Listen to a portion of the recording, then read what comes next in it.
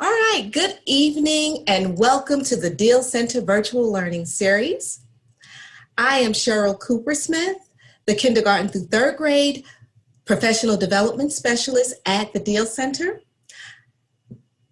And I am Amy Reddick, the birth to preschool professional development specialist here at the center.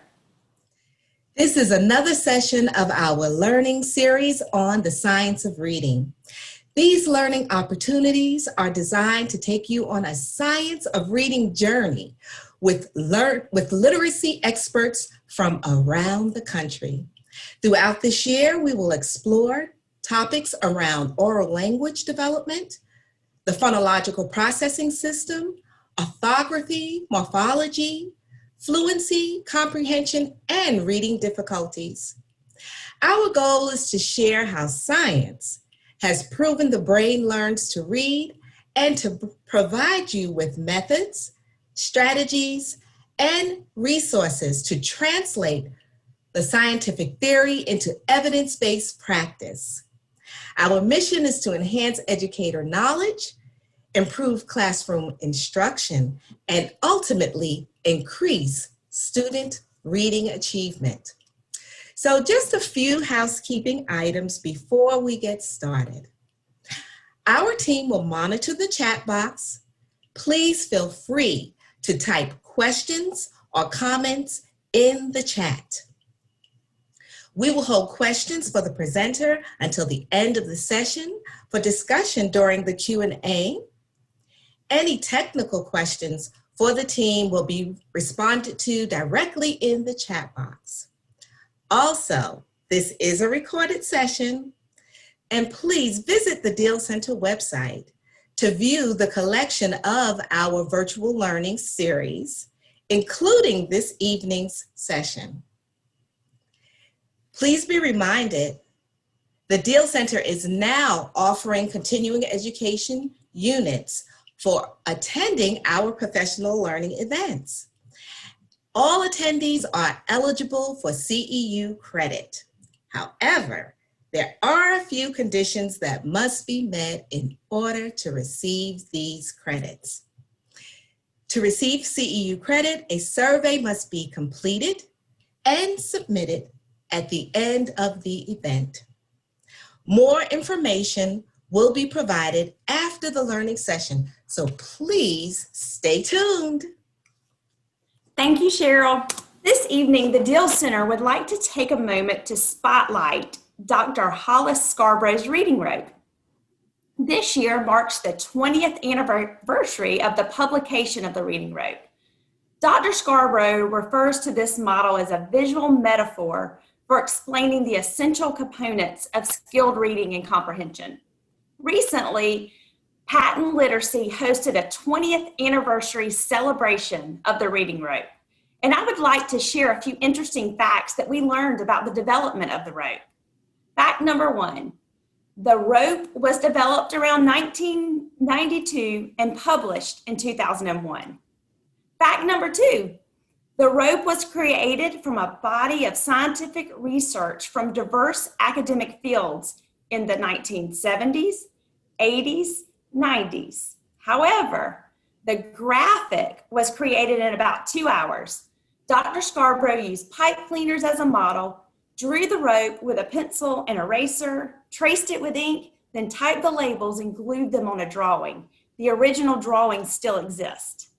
And fact number three, it was originally designed as a handout for parents and teachers explaining the complexity of learning to read.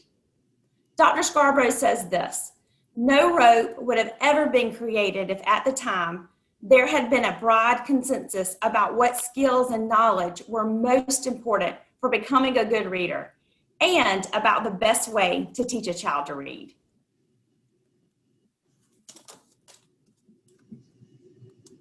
On the Haskins website, there's a priceless video of Dr. Scarborough receiving the inaugural Hollis Scarborough Award from the AIM Institute.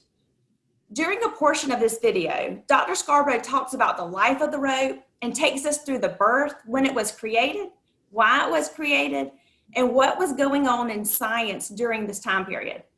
I'm going to skip forward a bit in this video so that you can hear about the early years of the reading rope. The early years. Rope had a fulfilling life as a handout for parents and teachers at workshops that I led. Leslie Rescorla, who can't be here today because she's in Africa, lucky woman, she remembers seeing it for the first time at an Act 48 session at Bryn Mawr College in 1994. And I think it dates to about 92. The purpose was simply to illustrate to non-researchers what would be the lit review of an academic paper. And I think it succeeded because it's a metaphor, and it's a good metaphor, and it made sense to people of every stripe. I never met a whole language person who didn't say, yeah, that matters, yeah, we got to teach it all, that kind of thing. So it hit that. I'm a centrist, even though some of my friends are pretty radical. Not Ken, oh no. Maturity, the rope goes public. So, I don't know if you ever heard of Linnea Airy. She's a friend. She came back from a conference and said, Hollis, somebody gave a talk that I went to, some junior person, I don't know who, and she stood up and put up your rope and said it was Barbara Foreman's rope. So it's ego that forced me to publish it, because by golly, Barbara Foreman was not getting my rope. So I was writing this chapter at that time on early literacy, and I just stuck it in there as figure 1. And there's all of, I think, 2 or 3 sentences about it in the whole chapter, but at least I got a, copyrighted publication out of the rope. And I have to say that ever since then, I receive about once a month an email inquiry asking to reproduce it, and 90% of the requests are to reproduce it for teacher training materials. So its original goal as a handout is still happening. It's just being done on a different scale. And I always say yes, unless you're a commercial enterprise, and then you have to go to Guilford because they hold the copyright. The Deal Center is so thankful for Dr. Scarborough and her work in reading. There are so many more interesting facts about the creation of this rope, and I encourage you to go back and watch this video from start to finish. Thank you, Amy, for those fun insider facts on the reading rope. Okay, so now I am honored to introduce the Deal Center's guest and content lead for this evening's session, Dr. Mary Dahlgren. Dr. Dahlgren is president of Tools for Reading, a publishing and consulting company. She has over 25 years in the field of education, having served as a dyslexia therapist, elementary classroom teacher, and international literacy consultant. Dr. Dahlgren is the author of a highly successful phonics toolkit, which includes Kid Lips and phoneme grapheme instructional cards for teachers. She is also a national trainer for the Distinguished Teacher Curriculum Letters, Language Essentials for Teachers of Reading and Spelling.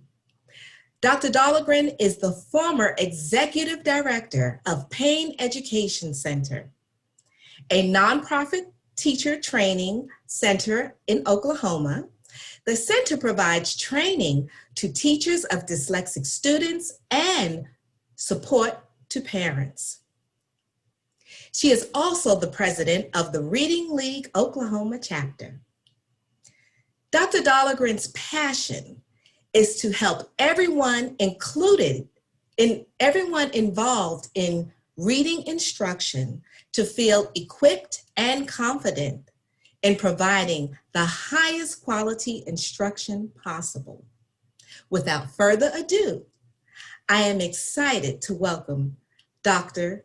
Mary Dahlgren. Thank you, and I really appreciate that kind introduction. As you were making that introduction, I was trying to make sure I had my screen shared. Are you all seeing my screen? Yes, And good.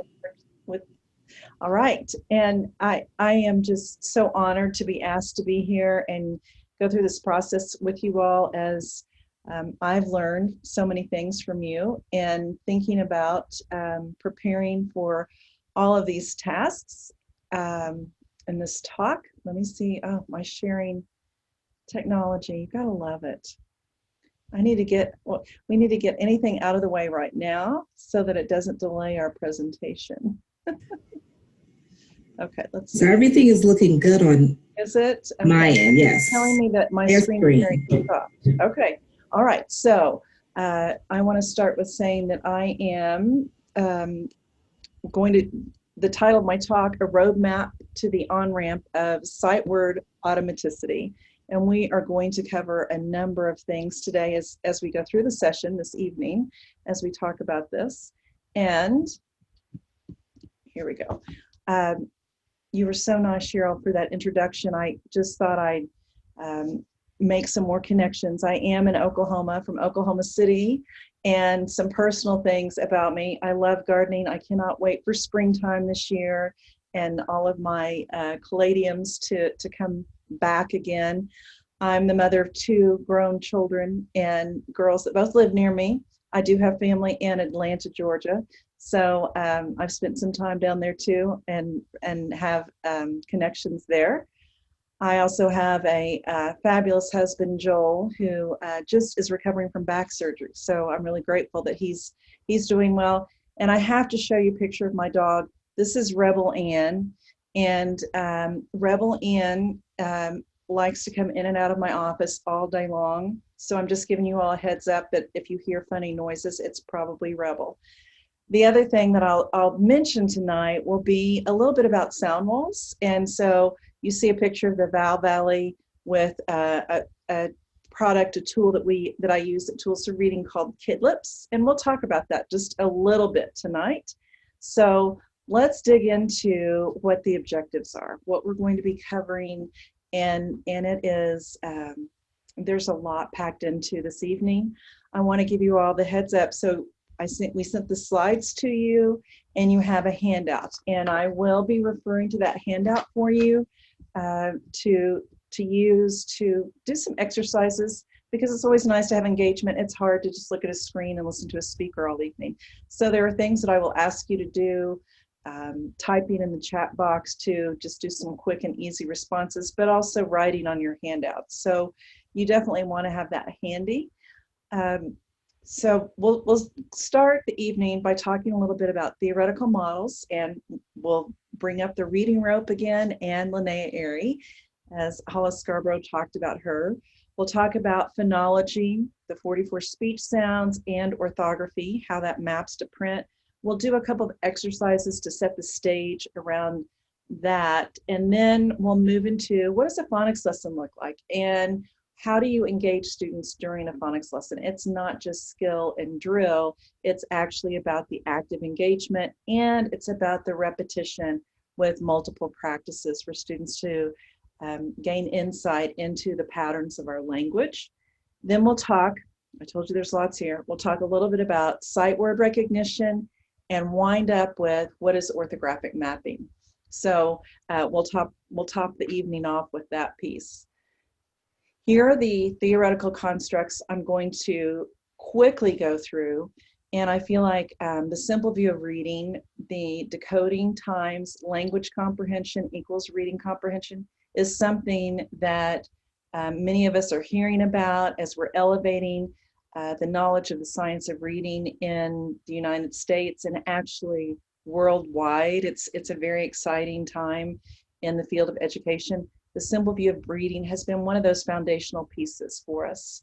I'll also layer in a little bit about the 4-part processors and how that maps to the brain, because we need to talk about the brain research, what's happening in the brain, and what work are you doing in your classroom that actually has an effect on the brain.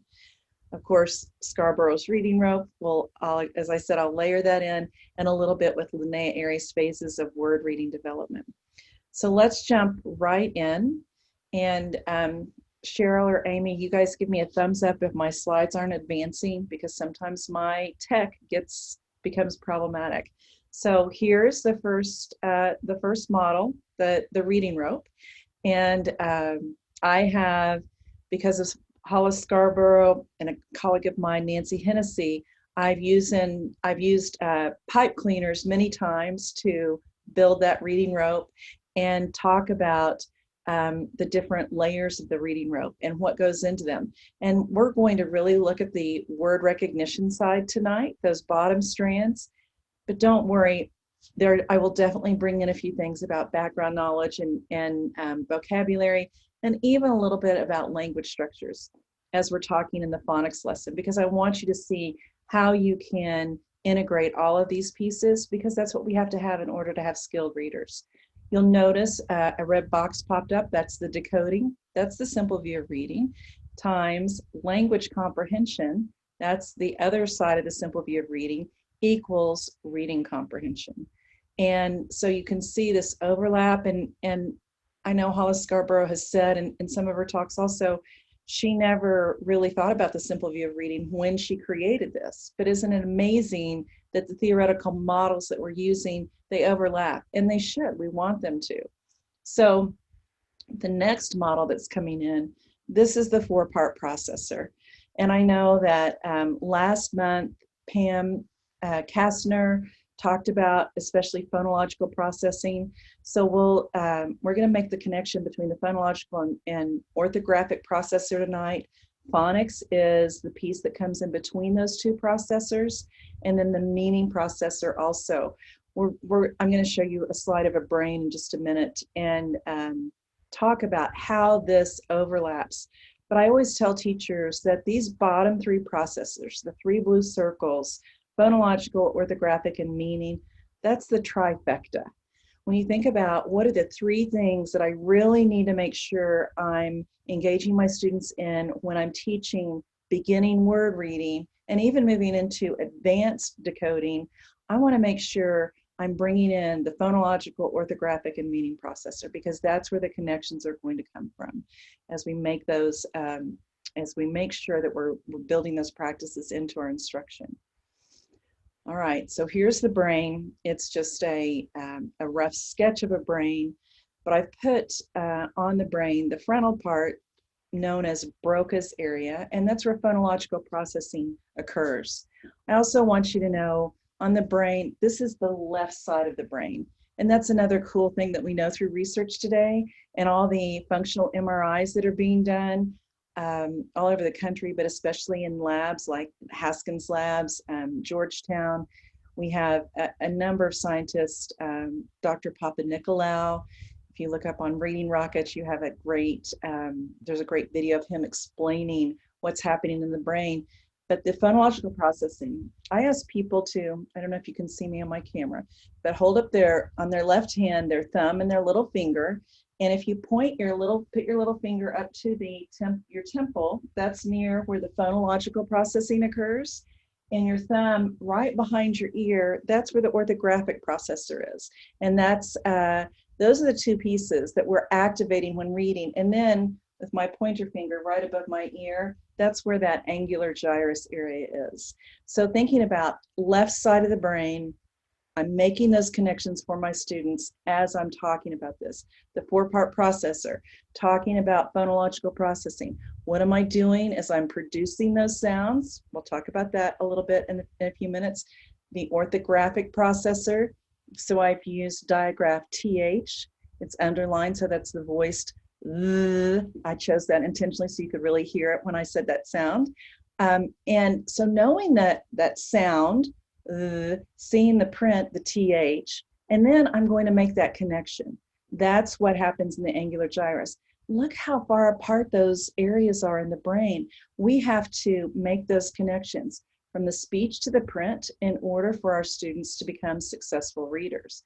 And that's what we're really going to talk about as we use this term called the visual word form area. And as I said, this is titled a roadmap to the on-ramp of sight word automaticity. Well, here's the roadmap. Here's the super highway that we're going to build. And you're going to see this several times throughout my class tonight. And I have to make that connection from that phonological processor to the orthographic processor. Activation has to occur here in the angular gyrus. All of that has to happen. That red arc, that what Stanislaus Dehaene refers to as the neuronal arc. That's necessary to build that proficiency in reading, that automaticity. So words are stored in the visual word form area. We also call that the letterbox.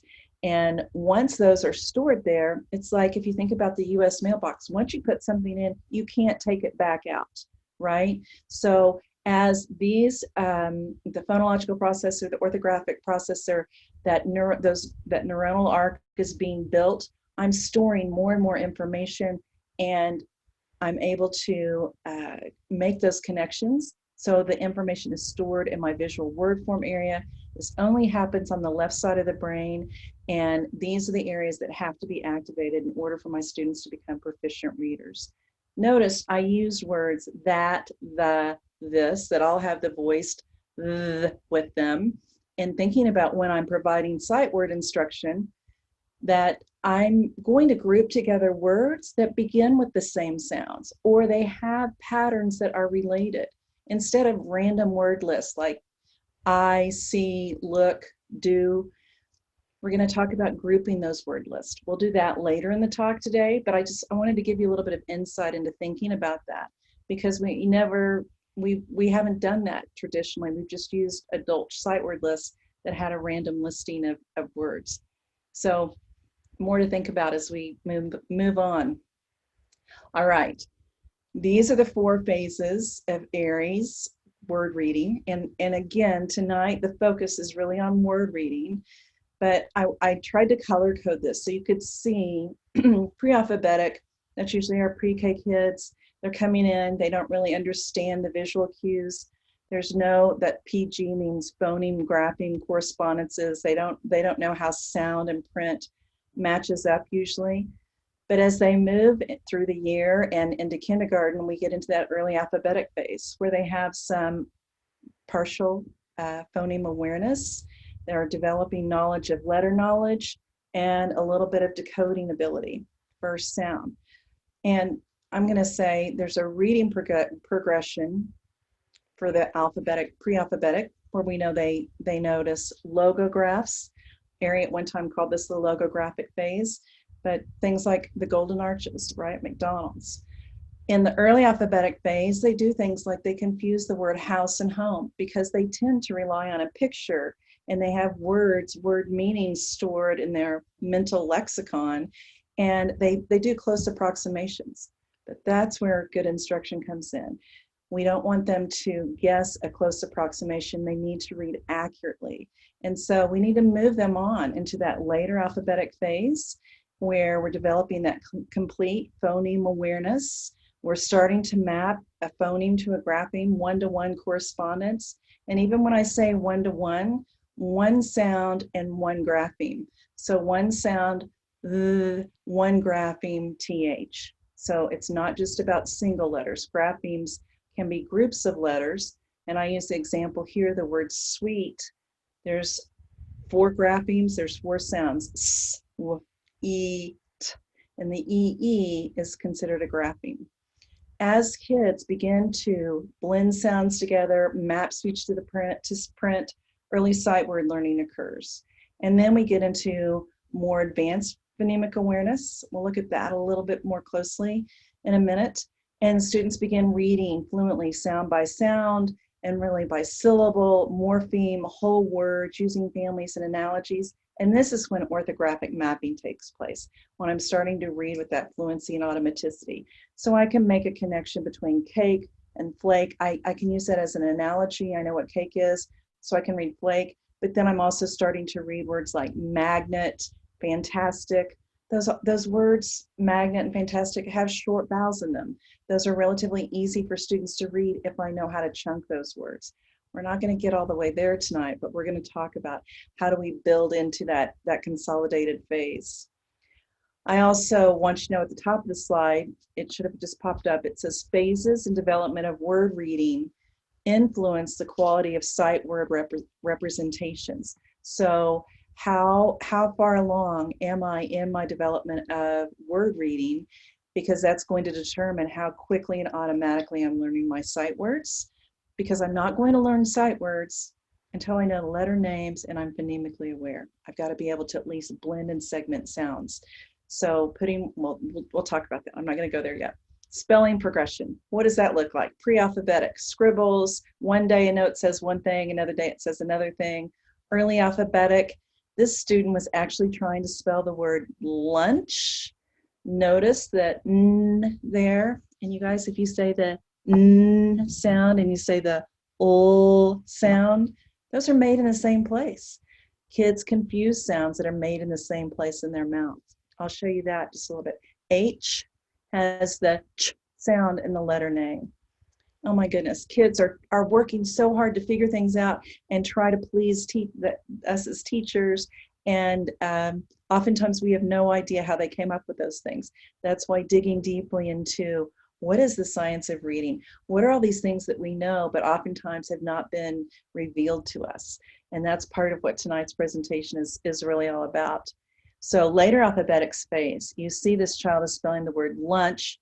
Now I don't have the final nch, that's an ending blend, but I'm getting a much closer approximation of that speech to print. And then finally, by the consolidated phase, they've moved into reading and writing a word like lunch with proficiency.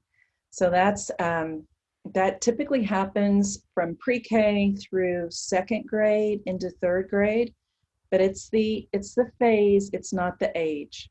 So you could have a fourth grader, fifth grader, seventh grader that's still back and forth between later alphabetic and consolidated, or maybe even early alphabetic if they had not had quality instruction around how the language works. We've just focused on the meaning part, but not those underlying processors that are necessary in order to learn how speech to print works. So keep that in mind. It's not the age, it's the phase. Where are my students when they're learning to read?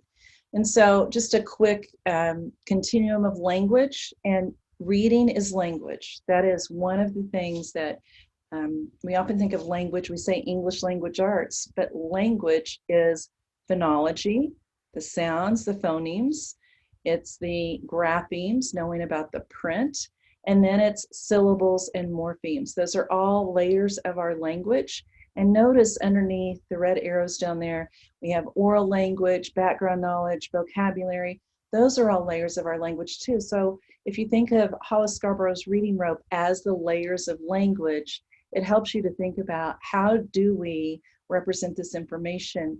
How am I engaging my students to make sure that all of this information is being taught in a valid scope and sequence, building from the beginning through that outcome of being an automatic reader. So let's talk a little bit about the phonological system. As I said, I was going to address this just a little bit. The English language has 44 speech sounds. Now that might be new information for you. It might be something you've heard. We're certainly starting to talk about that more and more in the English language and in around science of reading talks. We have 44 speech sounds, but we only have 26 letters. So we really have to think about how those sounds are represented and how do we introduce that to our students. So the phoneme, the sound, and the print grapheme relationship is really important to help our students develop. And you'll notice in the little picture, that image on the right-hand side of my slide, the little girl has a mirror there, laying there. So she was looking at her mouth, talking about the sounds in the word pig. Then she moved her counters down to represent p, I, g, and then finally wrote the word pig.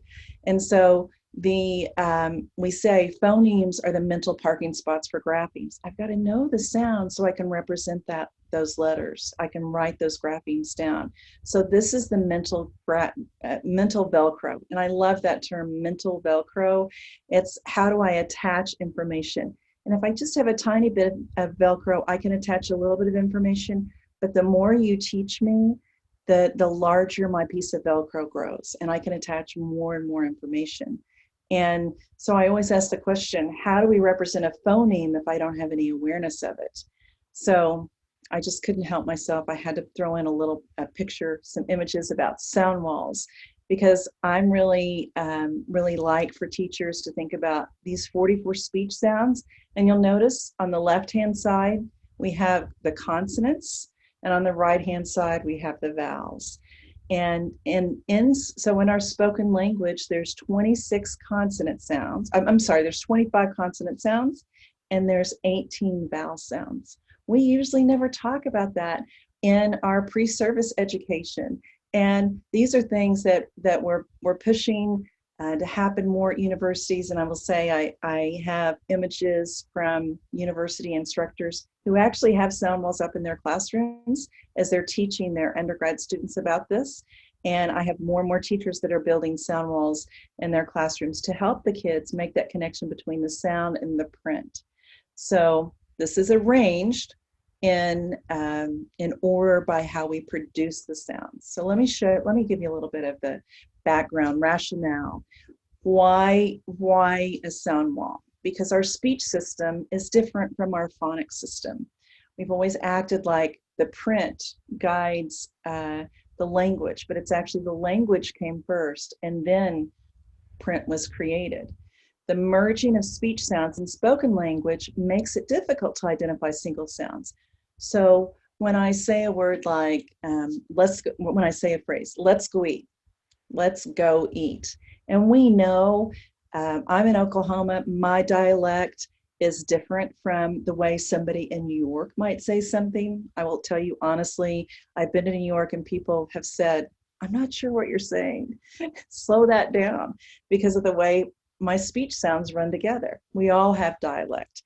And, but it's sometimes hard, well, it is hard for children when they're thinking, what sounds are you saying? So we teach the sounds. How do you make that sound? Let's analyze that. And then we're going to start doing activities, segmenting, blending, pulling them apart, substituting the sound, one sound for another. All of those pieces begin to make sense when I can easily identify a sound. So as I said, I just said this, knowing the sounds before having to extract them from words makes the process of segmenting, blending, and manipulating sounds easier. So also knowing if speech sounds are stored inaccurately, if I don't have a sound stored, or if it's stored inaccurately, it causes a breakdown. And so we want to establish that template by teaching the organization of phonemes. So here's a closer look at that consonant chart. And again, I said, you know, we could spend a whole session just talking about this, and maybe in the future we'll be able to do that. But I wanted to give you a taste of what does it look like. So we start with our lips together, our teeth on our lip, our tongue between our teeth, the tip of the tongue raised to the bump behind the top of the teeth. That's called the alveolar ridge. That's where you'll see those sounds like the ul and the n sound were made in that same place. That column has a number of different pictures there to show students how do we make that sound. Then our lips are rounded with your tongue pulled back when you make a sound like sh. And then the back sounds where the back of your tongue is lifted in the throat when you say the k, k sound. And we're going to be working with that sound and that spelling in our phonics lesson tonight. And then the very back sound is called a glottal sound, and that's the back of your throat, and that's that sound. So that's unvoiced. It's hard to hear and teach when virtual, but helping kids love analyzing these things. That's your consonant chart, and then here's your vowel valley. So again, this arrangement of the vowel sounds, thinking about, oh my goodness, I knew that there were lots of different spellings for vowels, but I knew short vowel sounds and long vowel sounds, but there's a few other things to take into consideration. So I'm gonna just walk you through this chart by saying the sounds for you. And I always put my hand under my chin when I do this. As I say, watch my mouth drops, and you can see it in the pictures as I go through this though. E, I, A, E, A, I, A.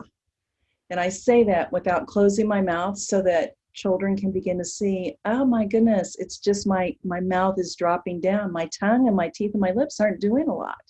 Then when I get to ah, the most open sound, ah, the sound that we say when our doctor wants to see our tonsils, right?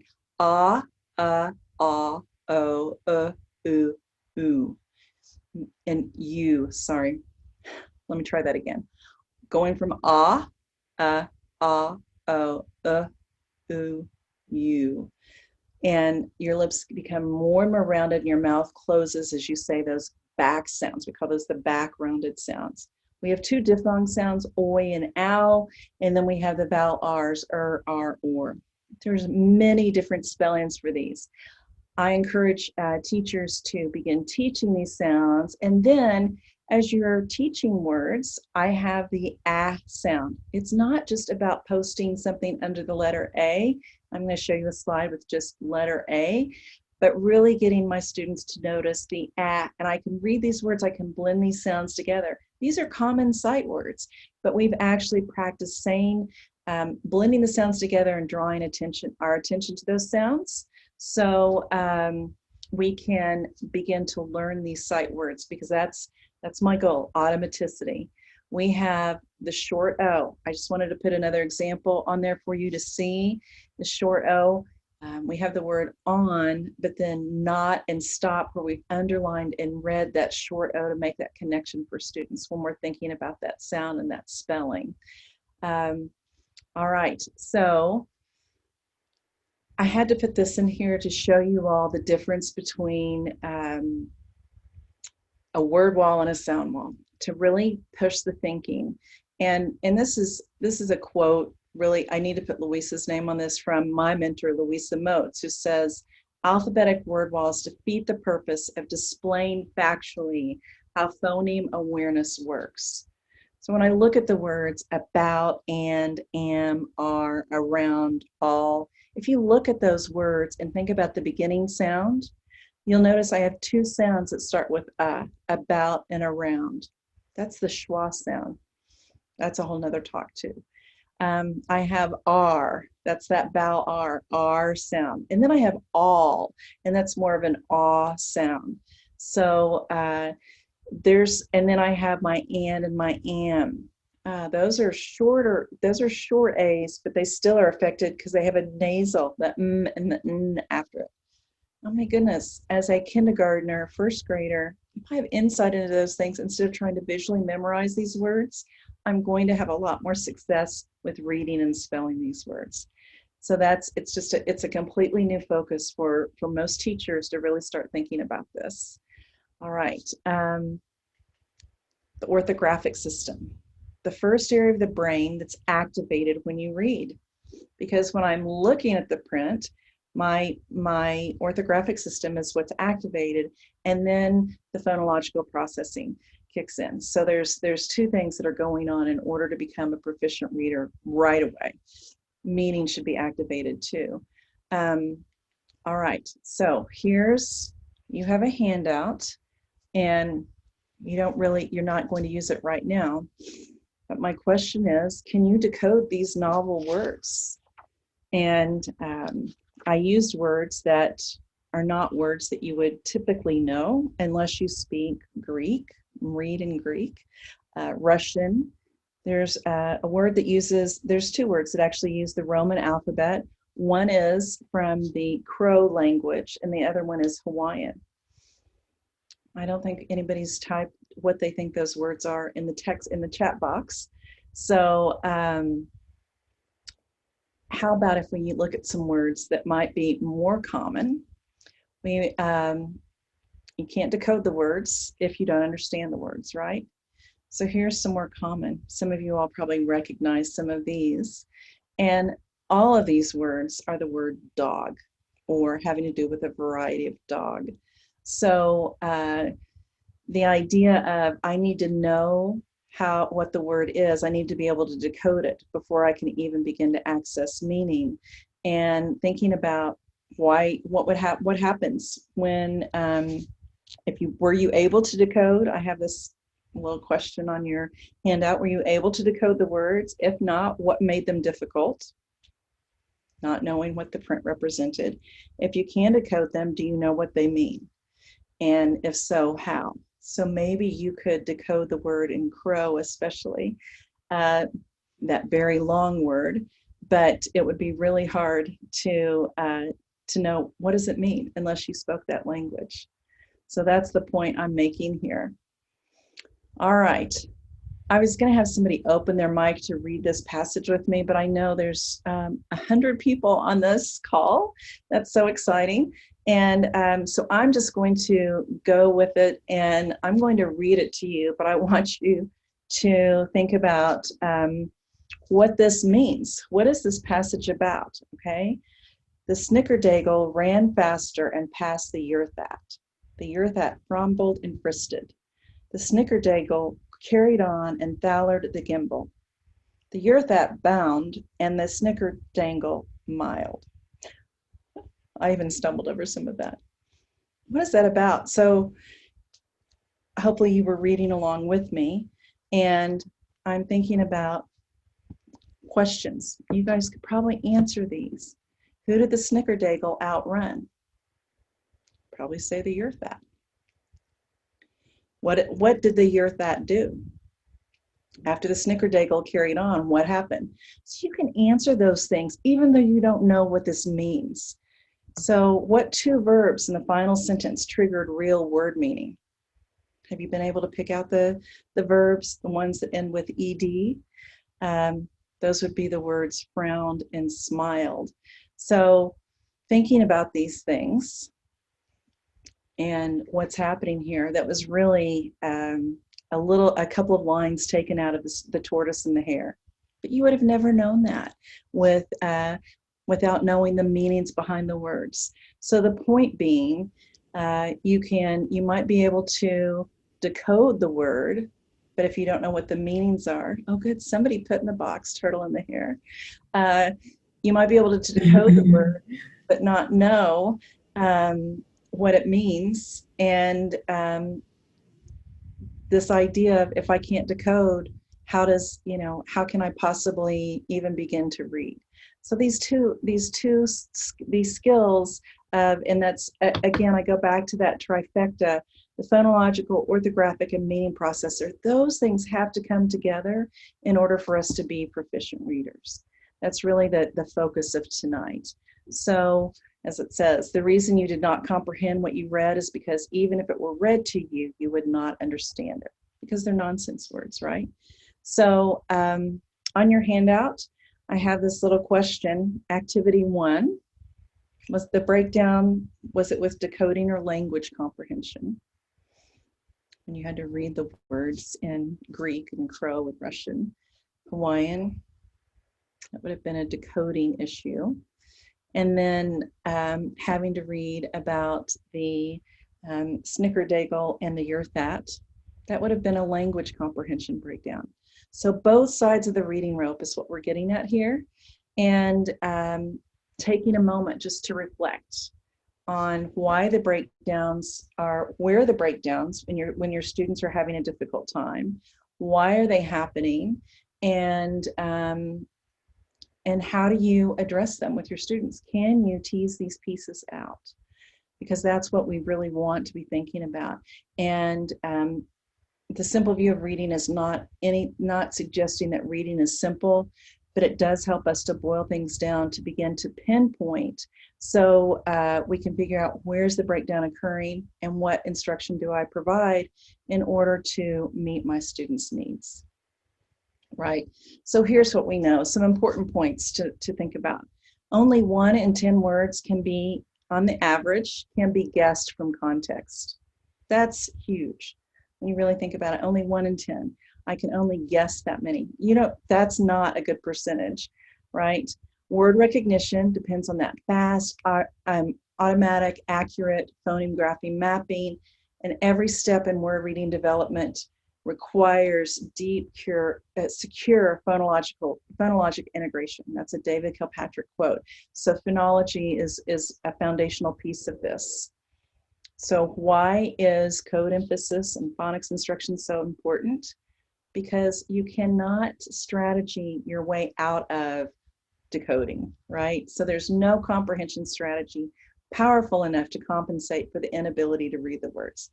If I can't read those words, I can try to visualize, and I can predict, and I can try to make inferences, but I can't do any of that if I can't read the words. So another important piece here is to think about this. Children need to be at least 95% accurate when they read words. It's not enough to be 70 or 80% accurate, 95% accuracy, and they need to know the meanings of 95% of the words. So that's a really important point. I didn't reference Marilyn Adams' article, but she's written a great article in the American Educator magazine about knowing the meaning of the words, and how knowing 95% of the words read, I need to know the meanings of those words in order to be a proficient comprehender. So again, making the connection between the decoding and the language comprehension side. So we know first you have to decode and know the meanings of the written words. And then two, you have to understand the language used by the authors at the word, sentence, and discourse level. So it's not just knowing the meaning of a single word, but I have to have flexibility. We're going to talk about that a little bit when we get to the phonics lesson. So as you heard in my introduction, I am a national letters trainer. I've been teaching letters for the last 16 years of my life, thanks to Louisa Moetz and my wonderful dear friend Carol Tolman. Carol gave me permission to use her hourglass tonight, and we use this in letters. And the beauty of Carol's hourglass is that we have phonological awareness, and the way that we move through phonological awareness down to phonemic awareness, the hourglass is designed to show we go from large chunks, like syllables, alliteration, onset, rhyme, and we move to smaller pieces. So when we get to the basic phoneme blending and phoneme segmentation, we're at the phoneme level, so that's phonemic awareness, and then advance that deletion, substitution, and reversal. I'm really getting to that fine grain of being able to pull out a sound, put a sound back in, and that's my advanced level of phonemic awareness. So Carol was very intentional about thinking it goes from large to small when we talk about phonology. When we talk about print, so the bottom part of the hourglass is in blue, and that's orthography. That's the print. You start with 1-to-1, and notice on the slide here, I have phonological awareness, but out here to the left-hand side, it says teach letter names. So as I'm teaching, I'm developing especially that early phonological awareness. I should be teaching. Hi, I'm Ro. And so we want teachers to know that and think about that. I just don't teach phonological awareness without teaching letters. I've got to start matching those two pieces together rapidly and automatically. And then, okay, on the right-hand side of the slide, I included common assessments that you find in classrooms, good screeners to help us look at these levels of phonological awareness. And so what are assessment tools that are used in that early phonological awareness? First, sound fluency, usually in kindergarten. Then so over there on the far left, letter naming fluency just popped up, teach letter names, and I need to be able to do that automatically and accurately in order to begin to develop sight word knowledge. We have phoneme segmentation fluency, that's getting at that basic phonological awareness. And then finally, the nonsense word fluency, which is that ability to connect one sound to one letter. And please don't go teach nonsense words to kids. That's only designed as an assessment tool. So don't misunderstand the purpose of nonsense word fluency. It is to determine, can kids map that speech to that print? And letter names and letter sounds, I think you teach them together. And as you're teaching that sound and you're teaching that letter name, I'm creating an awareness, my syllables, alliteration, and rhyme before I begin teaching those letter names and letter sounds. But then I begin adding those sounds as the letter names as I'm teaching those sounds too. And so the bottom part of the hourglass, let me just wrap up with that. The bottom part is I have oral reading fluency for first grade, and I have oral reading fluency for second grade and beyond, really moving into, as I move through this hourglass, I'm really working on developing that fluency and automaticity.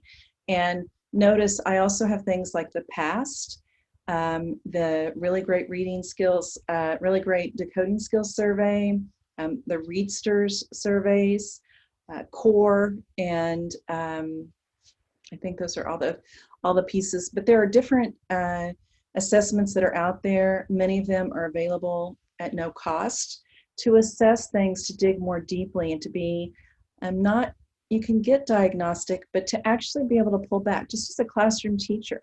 What do I need to know as I'm designing instruction for my students? Where do I need to slow down and reteach? And that's how we really want to think about our instruction. I was saying before I started this talk that we have to be smarter than our programs. These tools that I'm sharing with you here, and what we're going to be talking about further into this presentation, is there are things that are available to classroom teachers and things that we really want to be thinking about as classroom teachers. All right, finally, our assessment implications. Reading comprehension takes both good word recognition skills, the decoding side of the equation, and good language comprehension. Students who struggle when reading need teachers who are well-informed and confident in their understanding of what part of the reading rope is the reading process is breaking down. And this means that not only to teach the skills, but they also need to know how to assess the skills. So that's why we added that little assessment piece there. Certainly not enough time to dig into assessment, but really I want you to think about that as you're thinking about instruction. Those two pieces go hand in hand, and I need good formative assessment in order to know, is my instruction effective, right? Those are quick and easy little tools to be able to use. All right, let's see, my screen seems to be freezing. So one of my dear friends, Dr. Danielle Thompson, she goes by Nell, created this fabulous slide, and I said, please, I need to be able to use this in my class tonight as I'm teaching. And I love this because of the way that she's pulled apart the skilled reading continuum, and thinking about on the far right side, and this could be a bell curve also, in the blue, we have that good to superstar reader, highly proficient. Most of us, we don't have to do anything. Those kids are going to learn in spite of what we do, right?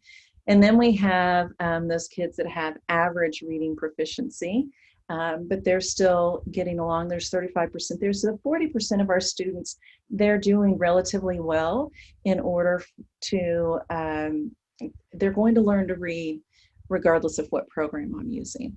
But then we have the other side as we're getting down on the lower side of the bell curve. So we have the below average reader, basic, not proficient, 40 to 50% falling into that category. And then finally, the well below average student who's not a reader. And here's one of the cool things that Nell put on here, that where do our dyslexic readers fall? They tend to fall into this bottom range. So knowing what do I need to do in order to reach my dyslexic students, and what kind of preventative instruction can I provide? Because that's our real goal. Good phonological awareness, good letter naming, teaching those things, teaching how to write. We're going to look at a continuum in a few minutes. How to form those letters, along with knowing the sounds and how to represent them. All of those pieces are important for our students, and oftentimes our programs don't give us enough practice for those types of things, slowing down the process in order for especially this bottom 60% to be successful. So other things, as we say, all of these students, this 40 to 60% in almost every classroom, need that explicit systematic instruction.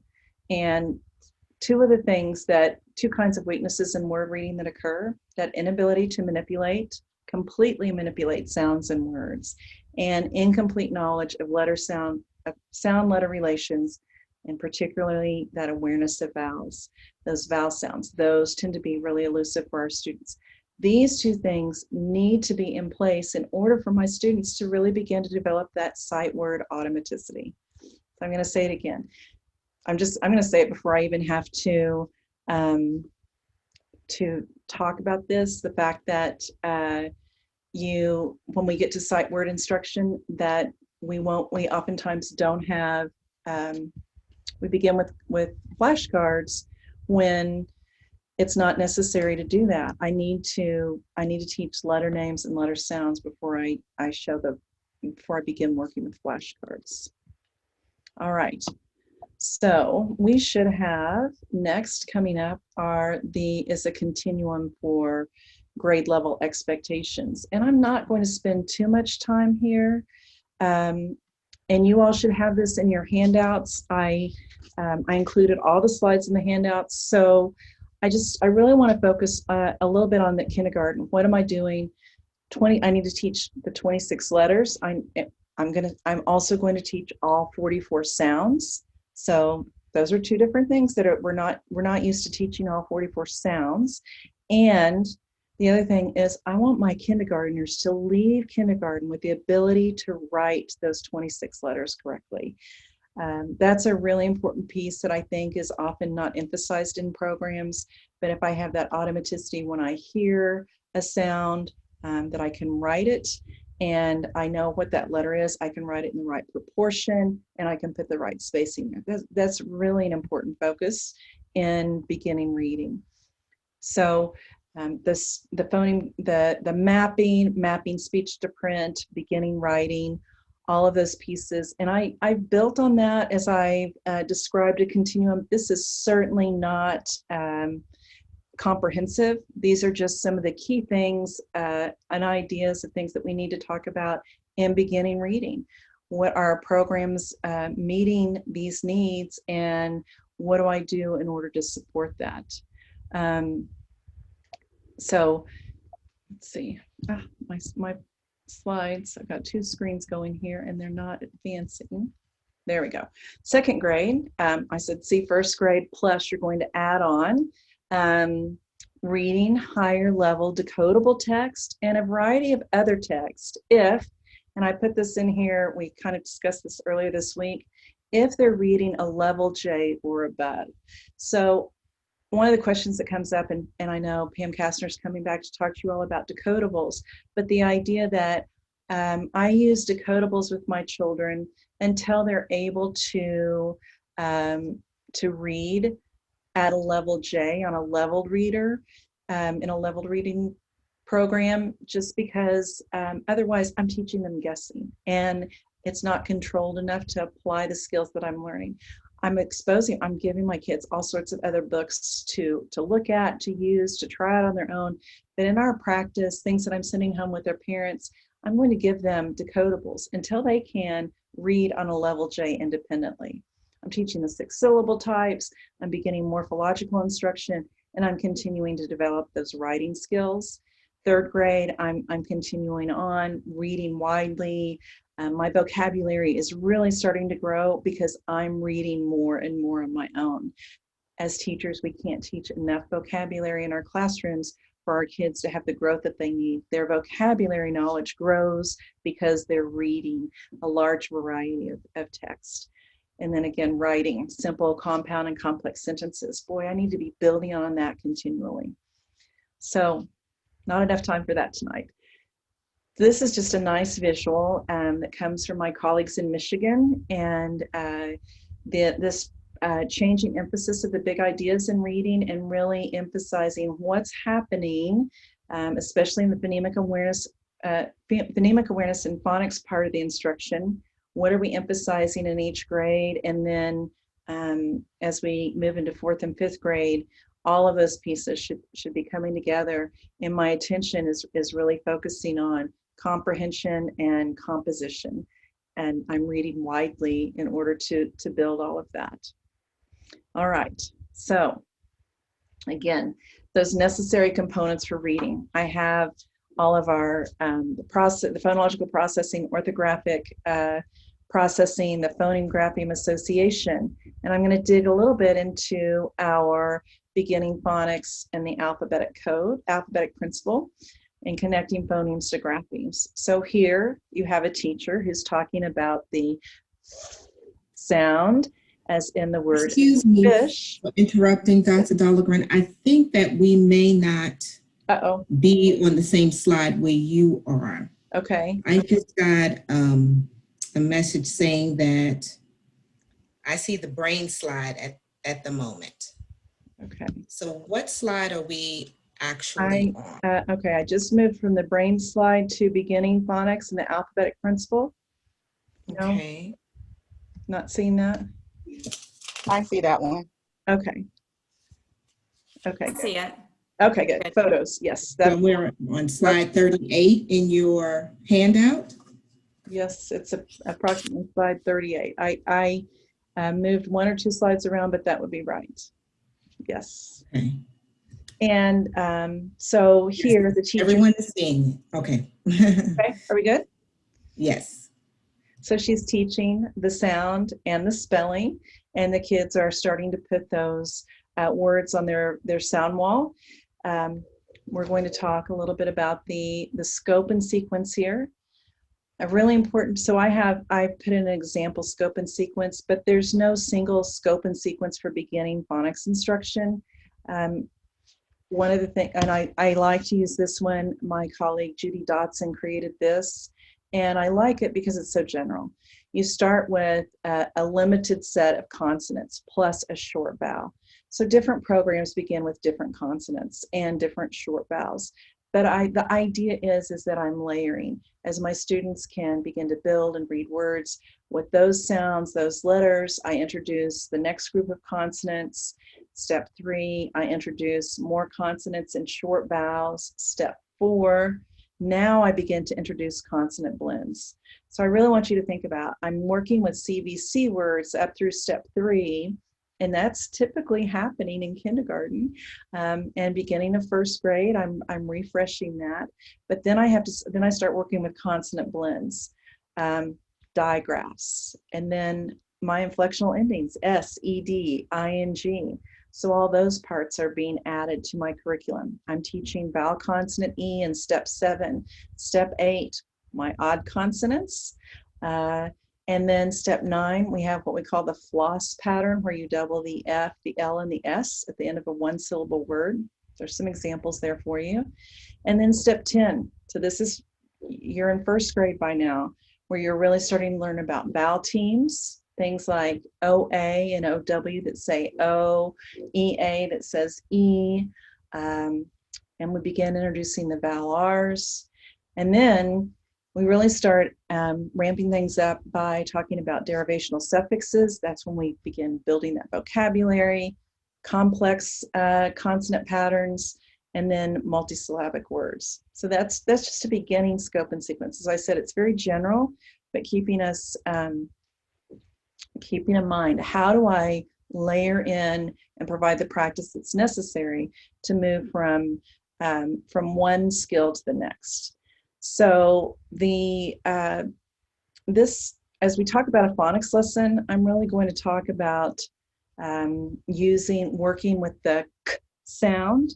And you see my student, and he's making that k sound, it's hard to see because it's so far in the back of your mouth. And we're going to make a connection to the k is spelled CK. I'm using a phonics lesson here that I think in your handouts I included. These are the West Virginia phonics lessons. They're free. There's hundreds of them that you can download, and I'll give you the resource to download those. They're easy to follow, and I'm just going to kind of walk you through some of the things that happen in one of these phonics lessons, thinking about a review activity, something that I previously taught, and now we're going to layer on new information. So we're going to start with that phonemic awareness, the k sound. What sound do you hear at the end of words? I'm really going to focus on the k at the end of words because I'm also going to connect it to the spelling, and I'll walk you through that. We have here, I'm just going to give you an example of Many of your programs, Wonders, Journeys, Wilson Reading, they have phoneme grapheme cards where you have the spellings. And on these, we have written like what's the pattern. So when I'm working with CK, the k at the end of a word is spelled CK right after a short vowel. That red box is the short vowel. So we're going to talk about that as we apply some of these activities that I would do during a phonics lesson. And I intentionally I'm focusing on words with k and the CK spelling, because that's what I'm talking about when I say our students need lots of repetition and practice in order to become proficient readers. I don't just spend 5 minutes introducing the k with CK at the end of a word. I need to practice this, and it feels redundant, but most of our students, that 60% that I showed you earlier on Nell's diagram, those are the kids that we're really trying to meet. We want to reach those children in order to move all of our state outcomes, all of our school outcomes, all of our classroom outcomes. We want to move those up. It's the redundancy that we're building in here that are going to allow us to do that. So I have word sorts. You guys are probably very familiar with word sorts. And if you have your handout printed out by chance, if you look on page 4, I have an example of a word sort that I'm going to show you on the slide in just a few minutes. But word sorts are designed for children to see patterns. Words Their Way has been around for a long, long time. It's a great program for doing word sorts. But I want to emphasize the importance of talking about the sound and getting your children to describe the patterns. Because oftentimes we have children do sorts and they just move the words around, but they don't actually pay attention to what is that spelling that I'm focusing on? What's the sound that I need to be zeroing in on? And it just becomes an activity, but not an intentional practice. We want to become metacognitive about the patterns in the language. So that's what we do with our word sorts. And we're analyzing patterns in order to create that familiarity. So here I have a word sort that's on your handout, and these words are written on page 7. And the focus is, it's called a closed word sort. And you'll see these types of things in the phonics lessons that I just referenced, and probably in your own phonics lessons if you have a variety of programs that you're using. But it's a closed sort because I'm specifically asking my students what to think about. I want you to notice the final k sound. When is it spelled CK and when is it spelled K? So we're going to so it's the final position. I said, notice the position of the sounds in the words. We're focusing on this sort. And I want to give you a minute to sort those words. If you don't have your handout, you could write it down just on some notes. Hopefully you can put it out in the column there next to your slide. I know you have, if you have the slides printed out, that means you have all the answers on the next slide. That's okay. So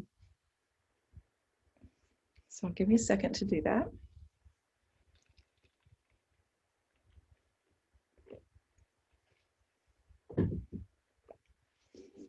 And then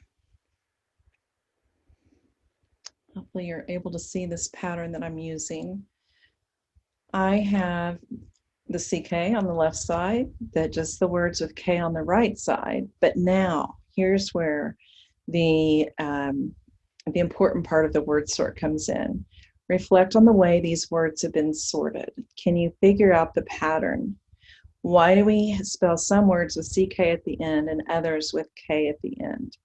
Those are the types of guiding questions that you want to formulate when doing a sort, because that's where the metacognition comes in for your students. Getting them to notice, oh, everything in that column with CK, that has a short vowel. In the right-hand column, so bank and milk, those would technically be called short vowels, especially milk. Bank, it's nasalized. So, but there's a consonant between the short vowel and the k sound. I have a word like look and peak. Those have two vowels. Those are vowel teams. Or park, that's a vowel R. So I only use CK immediately after a short vowel. So here's the explanation of the pattern. Words with a short vowel sound immediately followed by k are spelled with CK. So I've emphasized that short vowel in red. Words that have a consonant between the vowel and the k are spelled with K. So I used bank, milk, and park to emphasize that. Even though I know AR is a vowel R sound, it's still that consonant that's keeping it from being a short sound, the R. And words with vowel teams, EA, OO, and AW. So you might not have noticed that AW is a vowel sound, that aw sound, and we say that sound differently depending on where we are in the country. I'm just going to say that right now because that's always a sound that's hotly debated. But noticing what's happening in this pattern, that's the important piece here. What else so that might be one of the things I do during my phonics lesson is in my word work time. Here's another thing I can do. And yes, I would do both of these things in my phonics lesson because it's about the practice, getting students to notice. I'm just doing something a little bit different here. I have a feeling you guys are probably familiar with the term phoneme grapheme mapping. And Kathy Grace wrote a book in 2006, Phonics and Spelling Through Phoneme Grapheme Mapping. It's a fabulous resource. And it's what she's done is she's taken grids or Elkonin boxes as they've been known for a long time and mapped those sounds into the boxes. So we have a word like pack, p-ack. And I would say to my students before even showing them the print, I would say the word pack, pack. What are the sounds? Stretch them with me. P-ack. And then after we said the sounds, I would move those, I would dot the boxes, or as I'm showing you here on this slide, put one sound in a box. Don't confuse letters and sounds. So I can use grid paper, chips, or I could just use a dry erase marker. A lot of times I have grids printed out and I just put them in a sheet protector. And that way I can use a dry erase marker so that my students can just use those grids over and over again. But we can move the chip or the marker, I use different colored markers just to really help my students notice that difference. Say the word sound by sound, then box by box, and move the chip and write each grapheme. Again, we're continuing to focus on CK. So what would I do next with my students? I would practice mapping these, and I said to use the grid on your handout. On page 4, you have the grid, and one of the things that I would ask you to do is using your grid, map the words first. So we have pack modeled for you, but the word is luck. And on the word luck, I'd like for you to just put a dot in the bottom of the boxes like we have with pack. So I have I'm going to put a dot in each box. I know that's 3 phonemes, and I'm only going to use 3 boxes for spelling. I'm not going to put the C and the K in a separate box. So I'm trying to emphasize to my students as I write luck, that I'm going to spell it with the L, U, and CK is going together. So the last 2 words on this grid, I intentionally used something, I added in a little extra layer there. We have a beginning blend, and I want you to notice what I did as I mapped those here. So luck, pick, snack.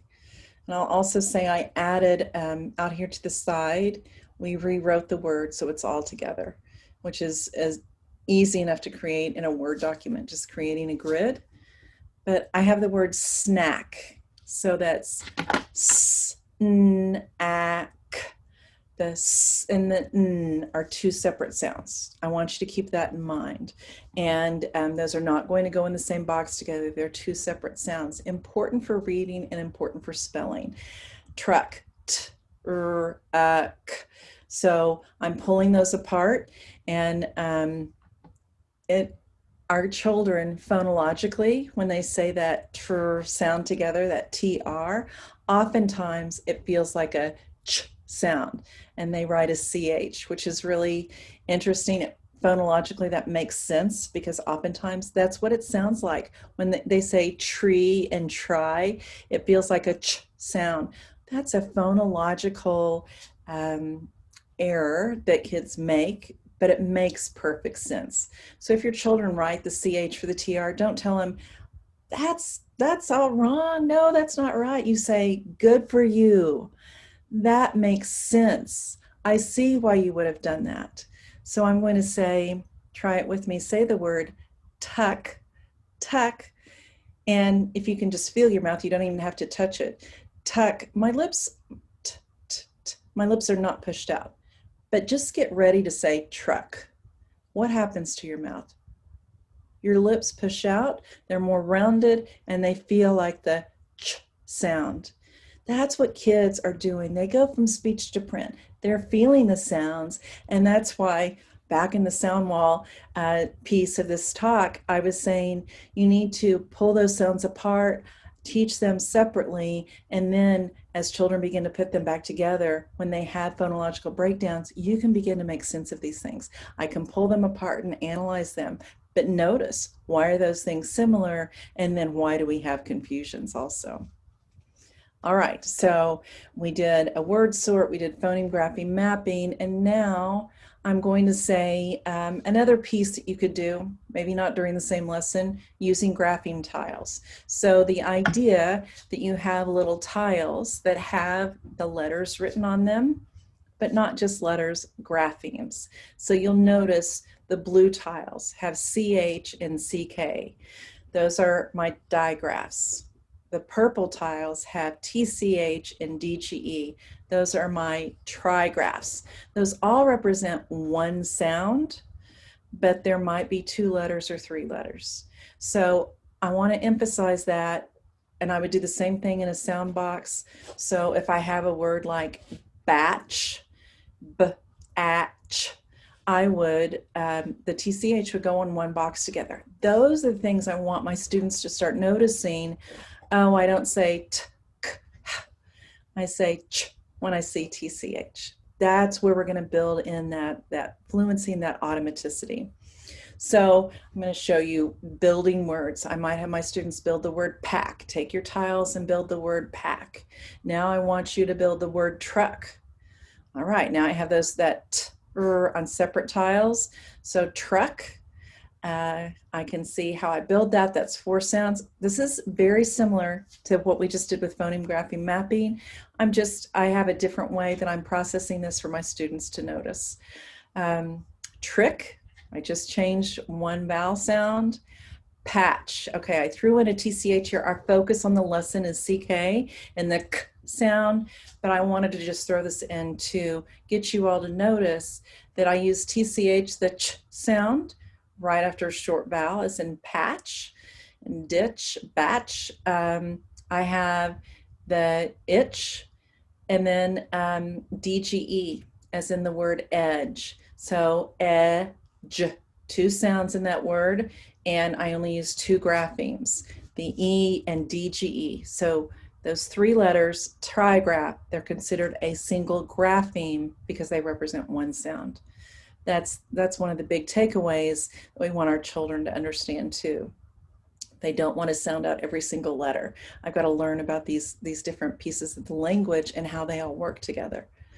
All right, what would I do next? What's in your lesson next? A little bit of dictation. Dictation is really, really important. Having your students write, this is part of your formative assessment, right? So I've intentionally given you 3 lines because we're going to write 3 words, and they all have 3 sounds. The first word is dock, d-a-k.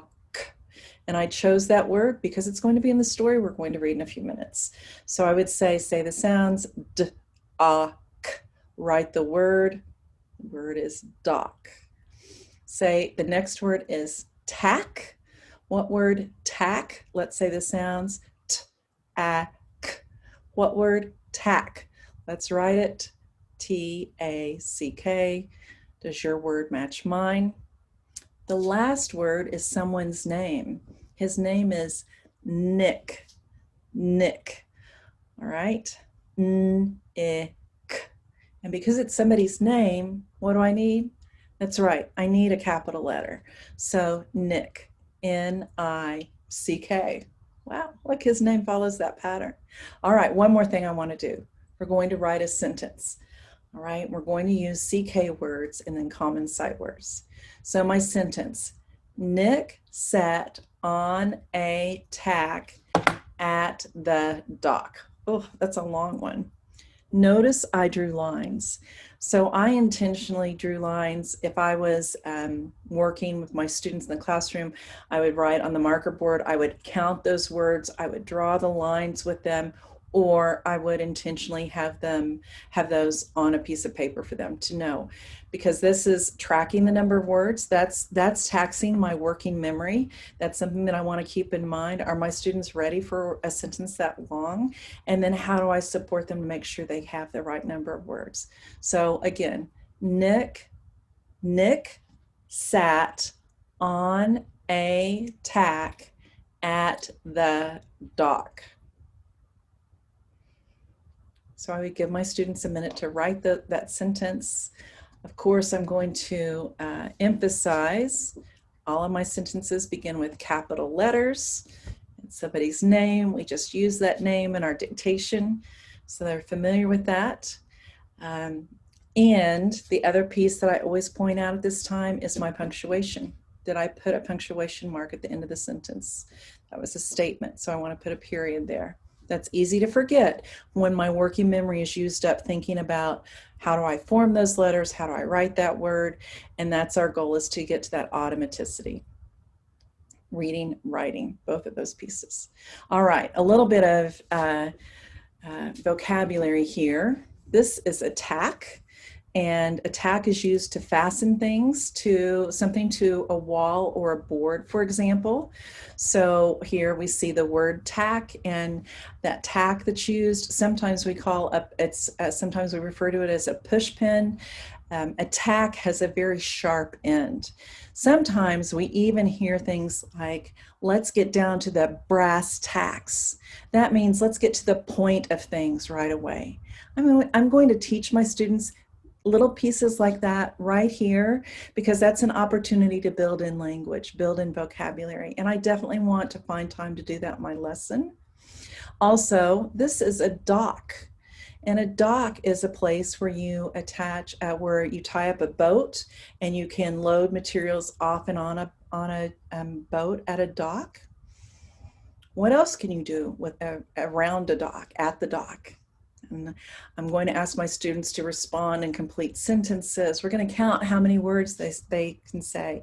We swim at the dock. All right, 5 words. Can somebody give me a 7-word sentence? So I'm trying to build a little bit of language in here, talk about word meanings, because we're going to read a story that has a tack and a dock in the story. And this story is right out of the West Virginia phonics lesson. But I'm going to build in, like I said, a little bit of vocabulary, a little bit of background knowledge by talking about these things so they can make connections as they're reading the passage. So here's, got a duplicate slide going. Here's our story. It's the tack. Now, you'll notice, first glance, we have, and this is right out of the West Virginia phonics lessons, the tack, we have a lot of words that end with CK.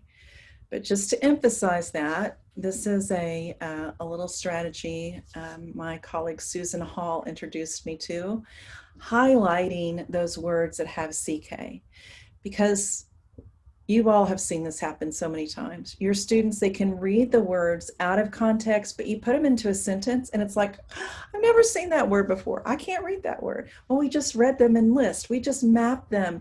We just did sorting with them. And now all of a sudden, I don't recognize them. So this is part of that reading and connected text. We highlight the words, and then, and I didn't highlight every CK word on this slide, but I would have my students highlight, circle, do something. I would put this text typically in a page protector again, and I'd have them underline or circle those words with CK, and then they just read the words with CK. So they would say tack, nick, dock, tack, stuck, sock. And I would have them continue and just read those words by themselves. Then they would read the sentences. Start the tack. Nick was at the dock and saw a tack stuck in his sock. So I'm going to have them read the words in the context, just read the words, and then read the sentences with the words highlighted. And then we're going to practice reading without the words highlighted. All right, this is intentionally decodable text that my students, we've practiced with all these words. I'm not timing my students. My goal is that they're reading with that automaticity. And are we going to start talking about phrasing? You bet we are. And are we going to talk about what happened at the dock to Nick and his dog? Yes, we're going to talk about all those things too. It's a funny little story, but when you're limited by words that your children or spellings that your children have been introduced to, those are things that we're working with in those confines with. But guess what? In spite of the fact that some people might say this is not very interesting or rich literature, I would agree with you. But I'm going to tell you, things that are levels A, B, C, and D are not very good, not very interesting literature. Where does the interesting literature come from? It comes from reading aloud. You're reading many different stories. You're introducing new concepts to your students in science and social studies. That's where I'm building the background knowledge. That's where I'm building the vocabulary in my beginning reading. But as I said earlier, my goal, 3rd grade, 4th grade, 5th grade, man, I have to be reading with that proficiency and that automaticity because my vocabulary is going to grow from reading on my own, reading independently. And that's what we really want, where we want our students to be. What happens with my poor and novice readers? They over-rely on context and guessing. So again, why use good decodables? Why introduce patterns and be so redundant in my instruction? Because I want them to build that arc. We're going to come back to that brain slide in a minute. They often have, my poor readers, my beginning readers often have limited phoneme awareness. Their naming speed may be slow. They lack that fluency in word recognition. Again, lots of practice and repetition. And I have to devote attention to the decoding process. So they have limited attention. You guys, if you've worked with beginning or struggling readers, you say, so what did you just read about? And they go, I don't know. I was trying to figure out the words, right? So our goal is I'm teaching them how to do that. But again, my vocabulary, my comprehension, my background knowledge, I'm going to have to build that in, but that's really going to come from a lot of other things that I'm doing in my classroom for my students. So as I said, what does it take to get on the superhighway? Building that superhighway for reading, you have to build that arc back and forth, lots of repetition. And I think of that arc that you're building, that red line that you're seeing on the brain, as if you're walking through a path of tall grass, right? The first time you walk through it or you drive through a field, there's not much of an impression. But you drive through the field, you walk on the same path again and again, you begin to make that impression. That's what's happening here as we're building that superhighway to reading and really emphasizing how do we build that neuronal arc. So let's talk a little bit about sight words, all right? Is it a visual process? Well, I will tell you, David, this is some of David Kilpatrick's work. Studies have convinced the researchers that readers do not match the words to stored visual images. If it was simply visual, we wouldn't be able to read this. You can read in different fonts because you've stored those words in that visual word form area in the brain's letterbox. We're not simply retrieving a visual image of every word we read. That's a really important piece to know. I'm building I'm mapping the sound to the print, but meaning is really involved when I'm developing that sight word knowledge, and that's becoming, I'm storing that in that visual word form area.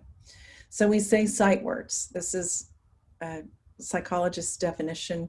Sight word is a word whose unique letter sequence is recognized instantly and automatically at a glance. And we'll talk a little bit more about that. That means when we become proficient readers, almost every word we encounter should be recognized automatically. And I say all the words on this slide are sight words for you because you can read them without having to sound them out. You don't have to chunk them into syllables. You can read them all. You don't have to look at them letter by letter because you're a proficient reader. That's our goal. Is it's not just knowing the Dolch sight word list, it's that I can read anything that you put in front of me because orthographic mapping has occurred. All right, so what do we know about sight word instruction? There are faulty methods, and I will tell you, in my undergrad program, these two cards in the middle, good and help, I was taught that outlining the shape of words was a valid practice. It's not. Don't waste your time outlining the shape of a word. Talk about the sounds. What are the sounds in the word? Mapping that speech to the print, because this suggests that I never analyzed that phoneme grapheme relationship. And that's not the way to teach beginning reading. It's a way to create frustrated readers. So teaching high frequency words. Now I have an article that I've referenced. You see it on the bottom of this slide, and you're going to see it, I think, on the next slide too. My colleague, another colleague of mine, Linda Farrell, Michael Hunter, Tina Ozinga, they wrote an article called A New Way for Teaching High Frequency Words. It's an amazing article, and I pulled a little bit of information out of that to talk here about integrating high frequency words into your daily instruction. Focus on words that follow the pattern you're teaching. I put this earlier on the sound wall when talking about words like with the ah sound. So an, can, man, than. I'm really focusing on one vowel sound in these words. And then you'll notice the last two words, has and as. All right, so what do these words have in common? They have short A, all the words on the list here. The S is spelled, or the Z sound is spelled S in has and as. And some researchers refer to that as temporarily irregular. I haven't taught my students yet that the S may say the Z sound, but I can teach that S and Z sound. Those are voiced and unvoiced pairs. I can get my students to be aware of that sound. So when I'm reading these words, they can make the connection to that sound. So when I introduce the fact that when I see S, oftentimes in short words, especially, it's going to say the Z sound. It says the Z sound right after a vowel. So I pull out my Z card that has the Z, zebra, and it has a little line and an S after it. That little line indicates there's a vowel or a voiced sound. All those layers of language coming together here. So in that article, it's on readsters.com. I put that on the slide here. Study word list to determine which words follow patterns. Look at your sight word list. Read this article, A New Model for Teaching High Frequency Words. On readsters.com, you can go download that there. And they've organized the words that students can begin to learn, noticing the patterns. Are they vowel, consonant, consonant, vowel, consonant? And really helping you to think about analyzing your sight word list. I don't think we've typically done that, but that's something that's really important. I'm going to talk to you a little bit about, so how do I teach those sight words? We don't want to use the flashcards. We're not going to use that. What are we going to talk about? Well, I've already said this. Holistically, we don't learn words by just visually memorizing them. We have to learn how to decode them. And so we don't want to hold on to that. It's a tradition. I know, flashcards, sending them home, rings of flashcards. I did it. We've done it forever. And I really What? want you to rethink that here in this, after this presentation. So we don't prefer, Please mute your background. Sorry. all right. We will not improve the performance of poor readers until we adopt a proper understanding of how we store words. So I have a little quick true false for you. In your chat box, I've been talking nonstop. In your chat box, will you tell me true or false? Irregular words require a different storage process compared to regular words. What do you think?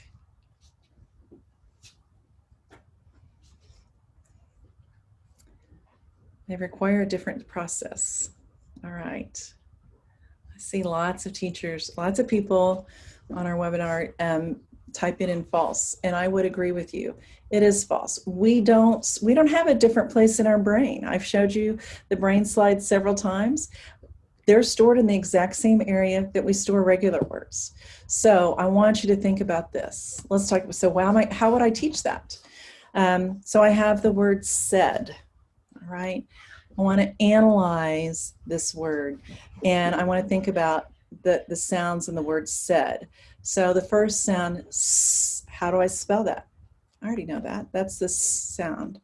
I'm going to jump to the end of the word, the d sound. How do I spell that? D. Yes. So I'm analyzing this word. I'm not just teaching it as a visual. I'm getting my students to notice that middle sound, s, e, d. The S sound, that's the part that you're going to have to learn by heart. The AI says the S sound in this word. We don't have AI that says in other words. It's just in this word said, and we have to learn that by heart. I'm going to tell my students by analyzing that we can really begin to notice that. I'm going to put this word up and I'm going to talk with my students about it. I'm going to put that heart around the AI or under the AI to get my students to notice, oh, that's the part, that's that tricky part. Some people call them red words, they call them trick words. They do a lot of things with these words, and that's fine, but I want you to really help your students to notice what's regular about this word, the S and the D sound. I can use that, and David Kilpatrick says we use that information to help us process this word as opposed to trying to visually memorize SAID. I know I can relate to the sounds that are regular, and then it's easier for me to grasp the part that's irregular. So what are the words that are irregular, that don't follow the sounds? Again, in my friend's article, Linda and Michael's article on a new way to organize our high frequency words, they've already created a list for you. What are the words that are irregular? And I will tell you, so a word like of, that is irregular. I'm going to really have to talk to my students about that. But most of our words that we have on this list, you can connect this as sound that matches with the spelling, and then what part is irregular. So that's what I want you to think about here as you're putting these words into your, as you're using them in your program and thinking about how you're going to introduce them. All right, I'm going to jump into this, sight word automaticity, the last mile, getting there as we're talking about this. So I used a map of Georgia. I know we have some friends from Alabama here, and I think I even saw somebody from Texas that signed in earlier. So, but thinking about this last mile, what do I need to do in order to know, to recognize sight words automatically?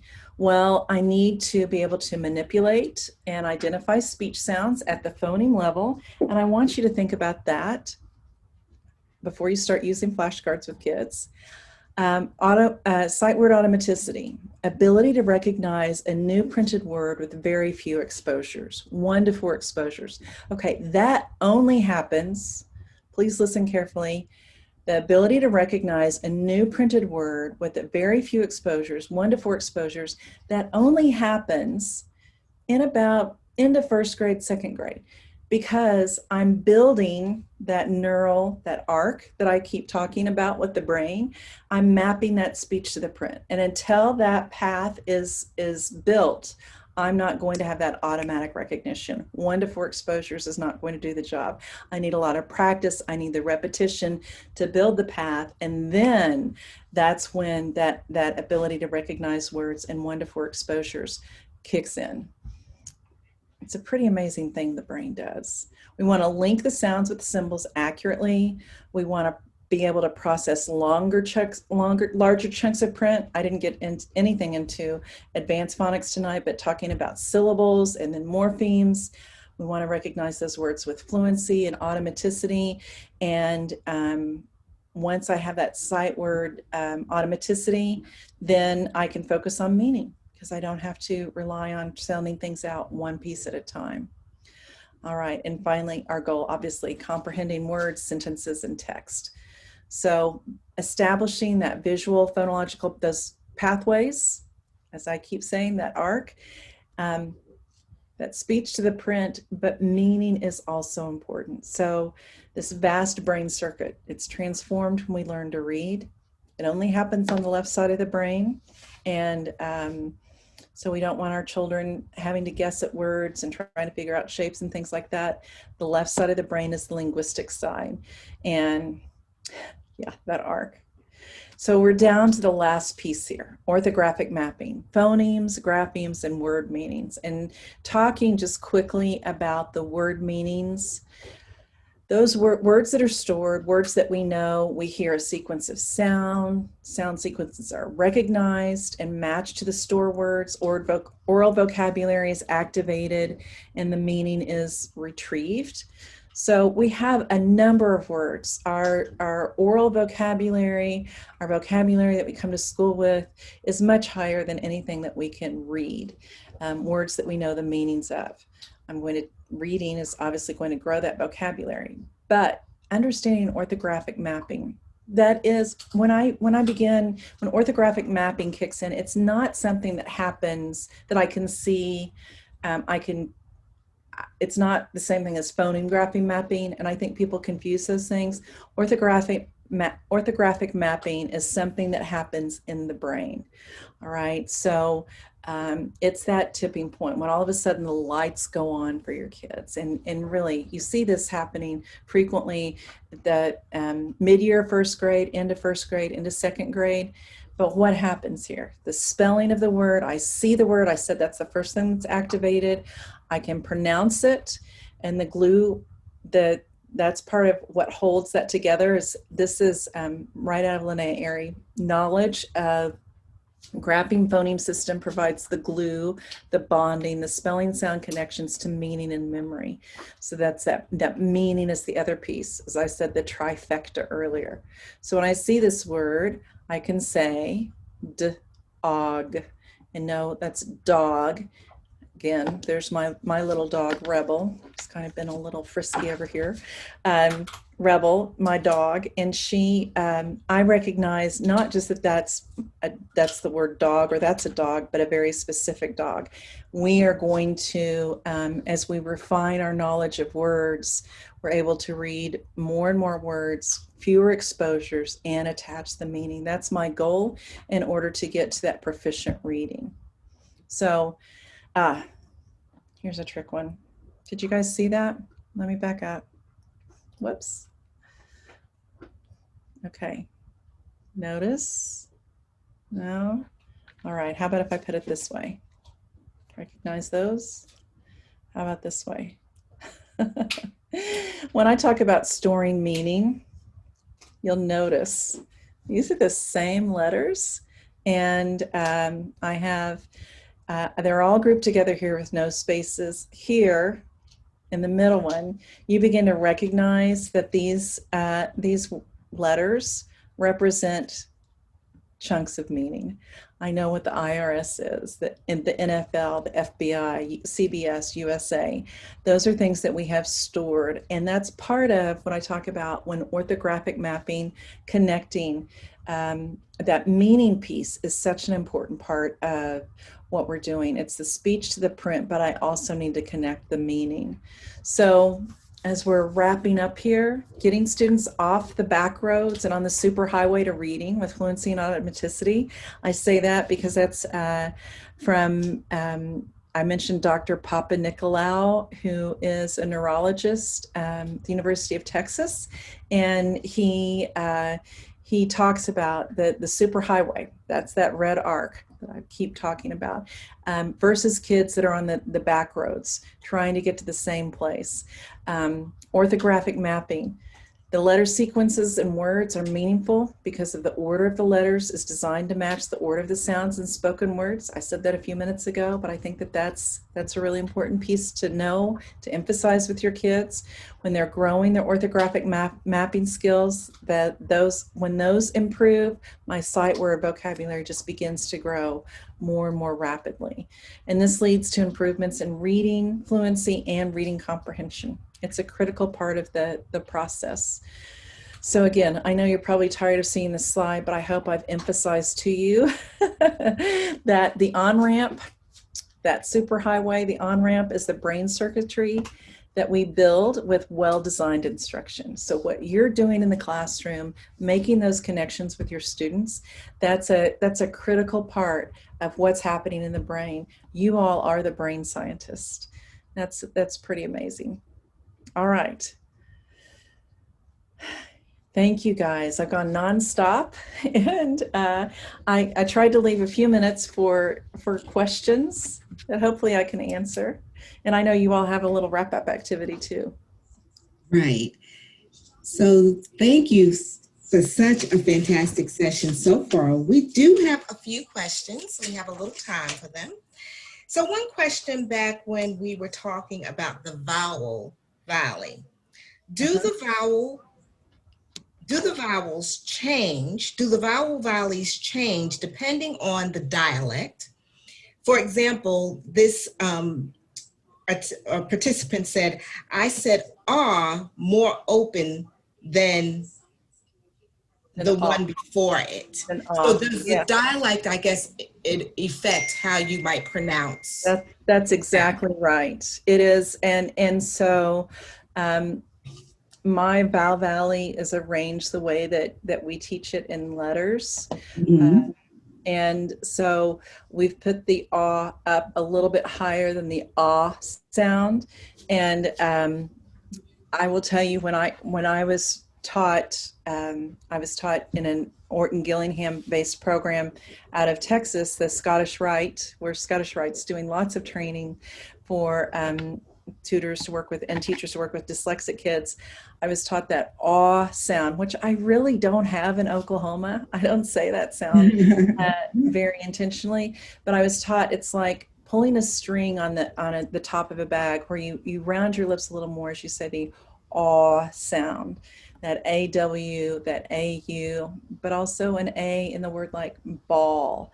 It's more of a rounded sound, and just a little bit different. So okay, so dialect does have that. Definitely dialect. Okay, we have one time for maybe another question. So the question relates to around when we were looking at dictation. So how to work with children with disabilities and speech on dictation. Okay, Cheryl, you cut out for me a little bit. On dictation, how to work with students with disabilities and speech delays. And speech delays on dictation. Mm-hmm. And I will say I'm not a speech pathologist, but knowing all of these pieces are things that getting your students to notice what's happening with your mouth when you're producing those sounds, being able to describe that, definitely bringing in your speech path to work with you, who can be one of your greatest resources in our schools, to help you figure out how do we accommodate that. I don't know that I have a great answer for that. So I'm not sure. I mean, I know I've had working with a number of dyslexic students, kids that have a really hard time just writing for the speech when we're doing dictation.